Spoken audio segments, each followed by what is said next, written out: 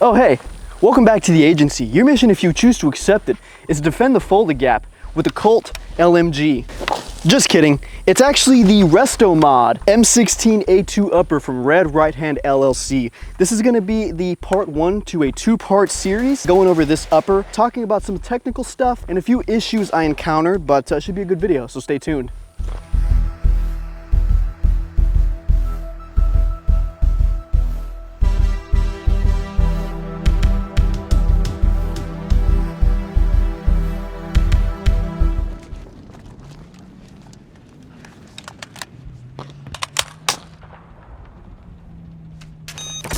He's one shot, bro, I swear. Thanks, Doc, I really needed that. What the hell happened to you? Enemy tanks. So many enemy tanks. I'm the only one doing anything about it. Bro, what's our team doing? Well, how you doing on ammo? I'm out of rockets. I got one more mag in my rifle, but I do got this blowtorch. Yeah, I almost took Charlie, but I ran out of ammo. If only we could find that support. I don't know where he's at. Look! Yo. Hey, over here. Come here. I need rockets. I need ammo. You got another blowtorch? Ammo, hello? Where's he going? What's he doing?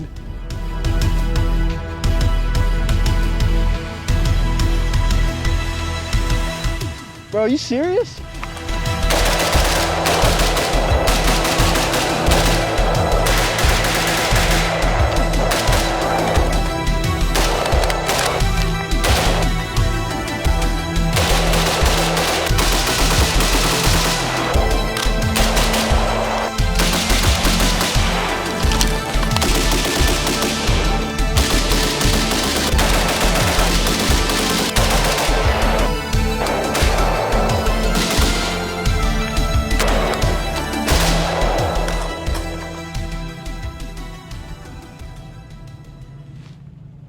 You guys need some ammo? I got you. 5.56, rockets, anything you need. It's all right here. Everything you guys need. Ooh. Ooh. Don't worry. I got this.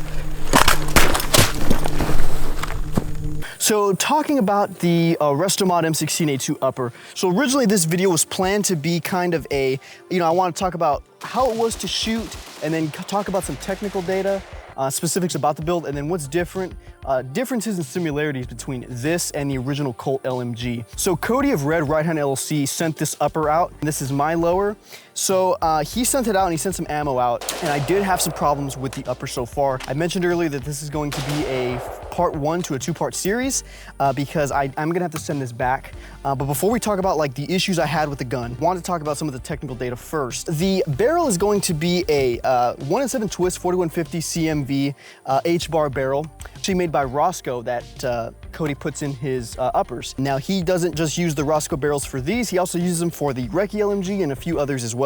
If you are familiar with Cody's work, you've probably been on YouTube and seen some of the IAR stuff going around. A lot of that is Red Right Hand LLC's work, and he's come to market with the Resto-Mod upper that we're kind of demonstrating here today. Now this is going to be a Resto-Mod upper, so if you're familiar with what a Resto-Mod is, it's essentially like, like in car terms.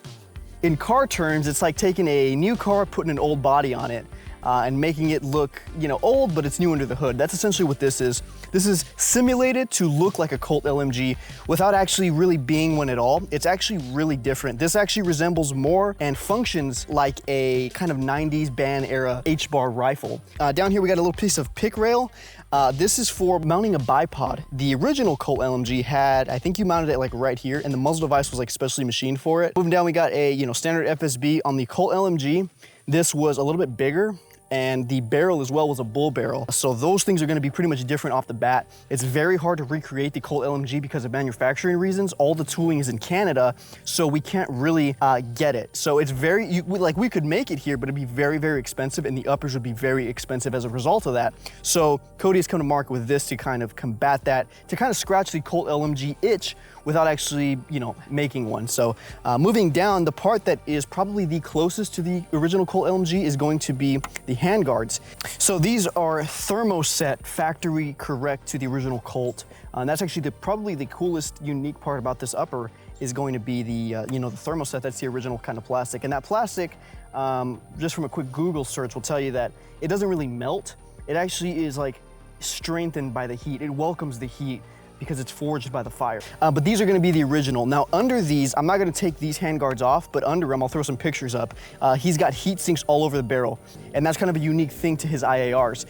Those heat sinks, depending on a few different factors, weather, temperature, time of year, location, all that kind of stuff, climate, anywhere from about 30 to 60 degrees cooler the barrel can run just by adding those heat sinks. So that's a pretty neat thing, and it's very effective. It makes it different than just going out to like PSA or something and buying an A2 upper, throwing a kind of, whatever kind of trigger you want in the lower, and then just kind of shooting it. It's gonna heat up a little bit faster than with the heat sinks. So he actually goes to Roscoe for his barrels, and he makes them he gives them like a real tight tolerance to make their barrels within, because he has to fit those heat sinks all over the barrel. If the tolerances aren't tight enough, then he'll run into issues of not being able to fit his heat sink system onto the barrels. So all these barrels are very precisely made to his specification and to his tight tolerances to accommodate that. So this is gonna be a Luth M16A2 upper. This has rifle feed ramps, of course a rifle extension. We'll talk about that because I'm pretty sure that's what's causing issues here in a little bit. And then of course, if you notice, this has forward assist. Because it's not an original Colt LMG, the actual one was an open bolt system. It didn't have a forward assist. So kind of a different thing. Of course, like I said, not a clone of the Colt LMG, but just kind of it's an HBAR M16 with a Colt LMG skin, basically, that's what it is. Up top, I'm running the Barska 4x20 scope. I had a Brownells one, which if you didn't know, those were made in Japan, just like the original Colts were in the 60s.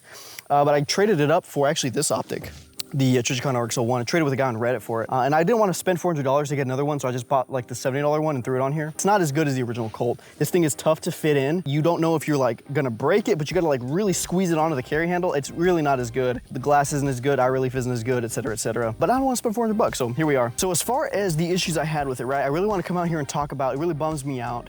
It's not really gonna be a review, right? I'm kind of testing and evaluating the gun and demonstrating it for Cody. He sends his uppers to all kinds of different people. His guns have been featured here on YouTube. Right now, there's another YouTuber who's got it, and apparently, I hear good things about how it's running. I have not had that experience right now with this upper, so it's kind of like Battlefield, right? Sometimes you launch with some bugs, sometimes some issues happen, but you know what, we're gonna work through it, and I'm gonna kind of talk about what's been going on. The original lower I was running with it, we'll throw footage up, is going to be this lower right here. Now this has a Franklin Armory trigger inside, a semi-automatic trigger, and I've been having a lot of problems with that. So I'll throw some footage up of what's going on.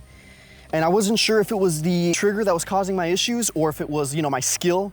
I noticed I was having some feed issues, right? So it seemed like I had a lot of failures to feed, and I was also outrunning the trigger, and I was having a lot of problems. That's kind of like you're stacking tolerances at that point, right? It's because, okay, I need to make sure that the upper works flawlessly because that's, that's the part I'm reviewing. But I was also kind of messing with the Franklin Armory. I haven't run a trigger like that before, so I was having some issues, and I was getting some hammer follow because I'm outrunning the trigger. So I was like, okay, maybe this is me. Maybe, I was getting a lot of failures to feed, so I wasn't sure if the timing of the gas system was wrong. The Franklin Armory triggers come with a few different springs you can throw in there. I was just using the rifle buffer spring and the buffer, and I was having a lot of problems with it. So I was like, okay, this is kind of weird. Contacted Cody and I said, hey, this is kind of what's going on. He was like, okay, maybe put a heavy buffer in there. I'm sorry, a heavy buffer spring. Now the springs that come with it, I believe, are carbine length springs, not a rifle length.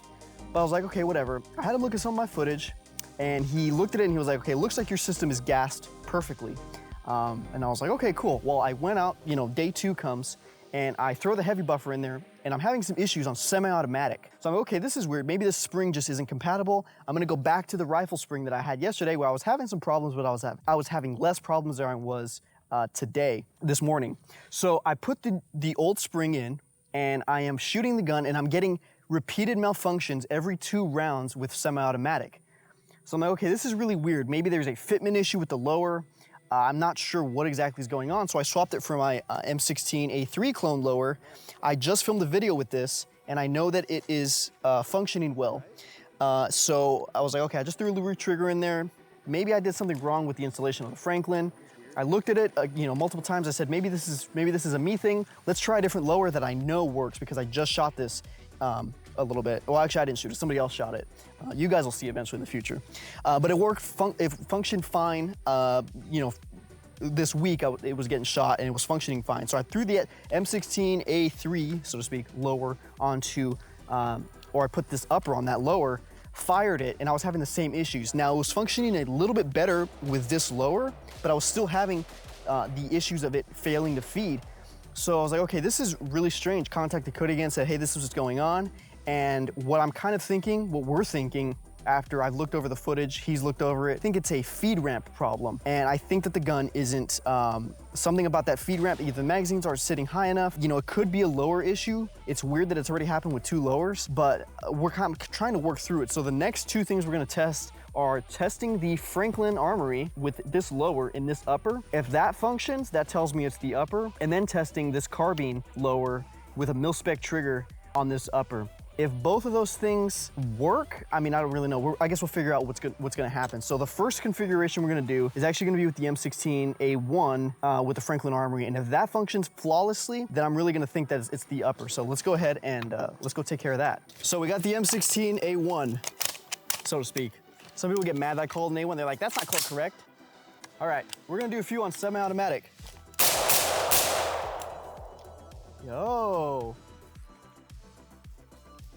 Yo, maybe we are having problems with this lower. Cody might be safe. Safe from the wrath of Agent Espo. Yo. Maybe I did something wrong, bruh.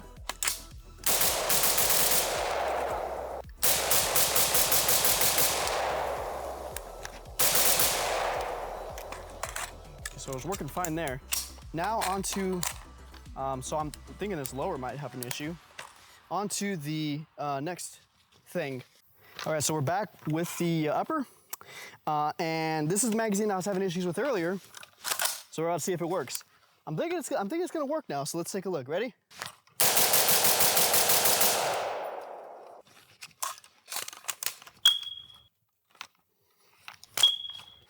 So that happened.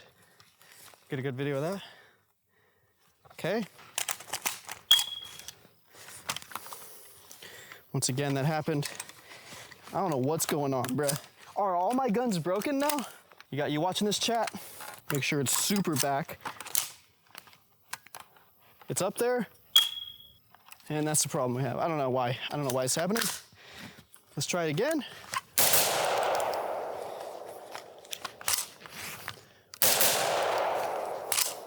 Every 2 rounds. All right. Maybe it's a bad mag, right? Let's try something else. The new T-Mag.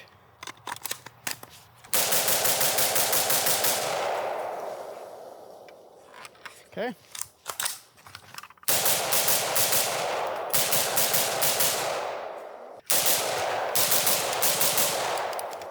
Okay, so I don't know what it is, bruh.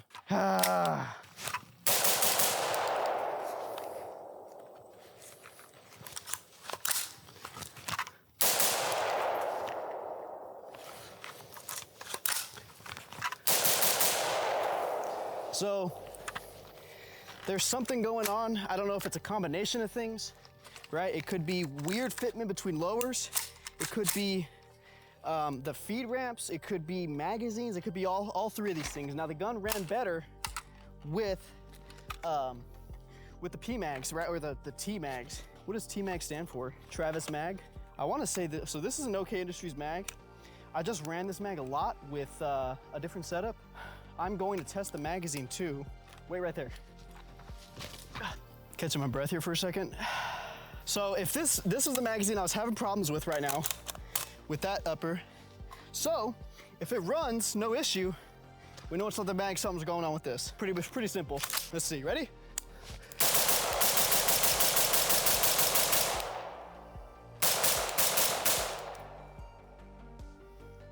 I think it's safe to say, well, the A3 performs again. However, I think it's safe to say that the issue has to be with the feed ramps. That's my conclusion for right now. So I'm gonna go inside, take some pictures, send them to Cody, see what he says, try to figure out, and then we'll have a conclusion to this video. So see you guys there. So this magazine gave me issues, right, with the M16A1. So I was like, I want to come back out and test it on this lower. This is not the M16A1 lower, this is another one. If I can get this thing to function, with this magazine loaded all the way, I'm thinking something's up with the A1 lower too. I don't know. Let's find out.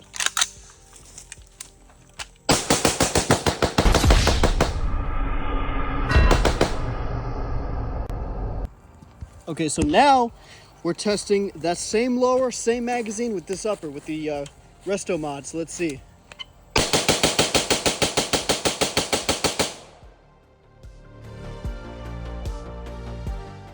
I don't know what it is, bruh.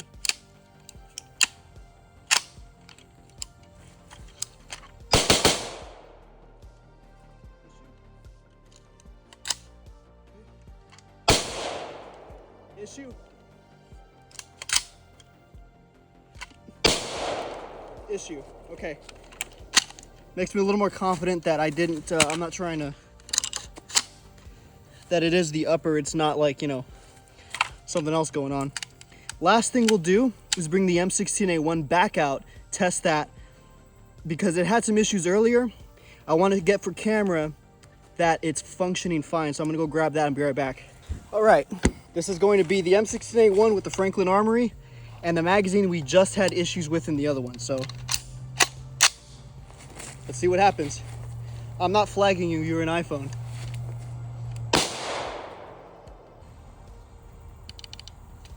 Okay. That might just be a trick.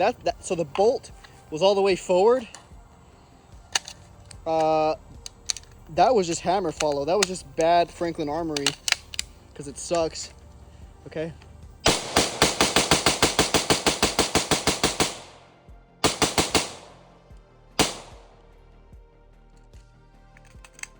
So again, same mag. With the exception of that hammer follow, I'm fairly certain it's going to be the feed ramps now. I'm a little more confident. I had to come back out. Obviously, I'm on my iPhone. My wife, Mrs. Espo, she's inside with my son, chilling. So she couldn't come back out and do this filming portion. But I wanted to come kind of I just want to run a couple more magazines through to try and figure out what the problem was. And after testing the carbine lower and the with the Resto-Mod upper, and then testing this again because it did have some problems before, I am willing to say that I'm pretty sure it is those I'm fairly certain it is the feed ramps on the Resto-Mod upper because this gun just ran, and the issues earlier I guess I can attribute to just weird binary trigger stuff or something like that. So that's pretty much all I got. So I guess I'll find a way to finish this video.